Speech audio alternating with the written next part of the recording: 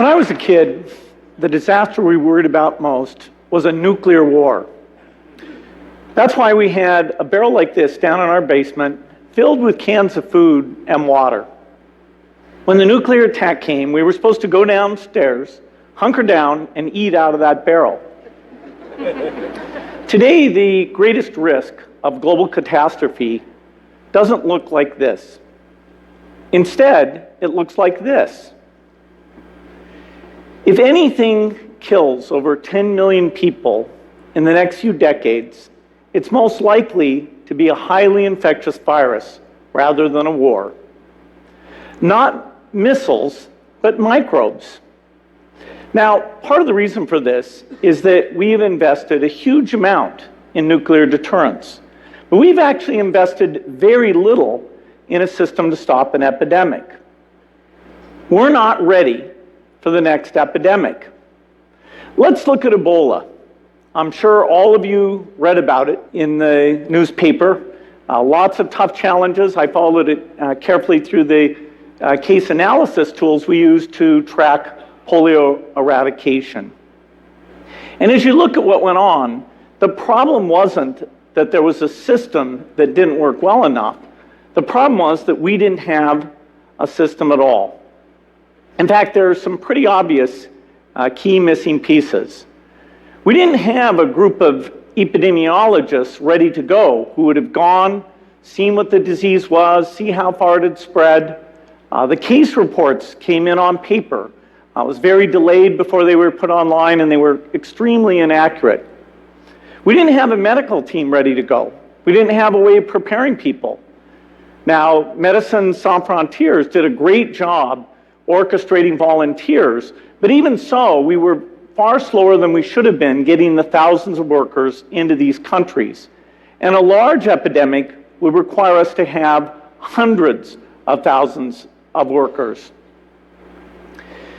There was no one there to look at treatment approaches, no one to look at the diagnostics, no one to figure out what tools should be used.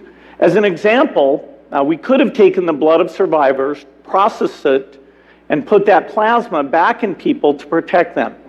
But that was never tried. So there was a lot that was missing, and these things are really a global failure.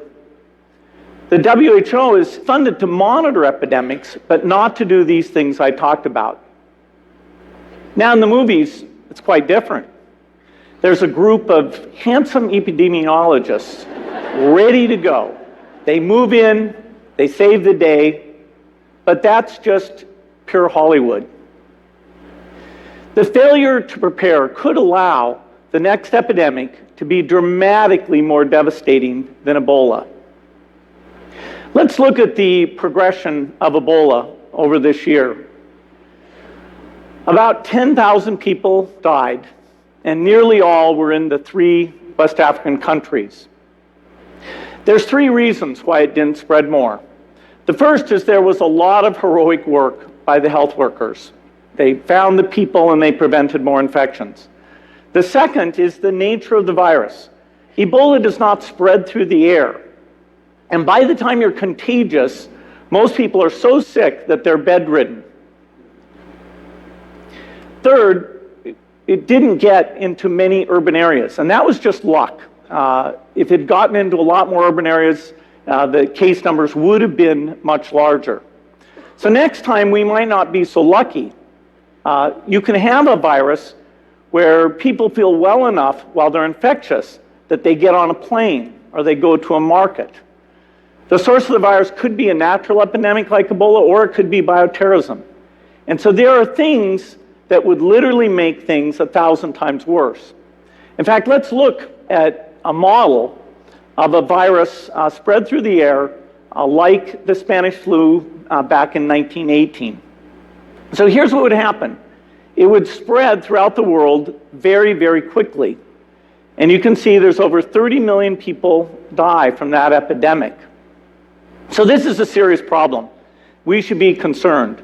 But in fact, we can build a really good response system.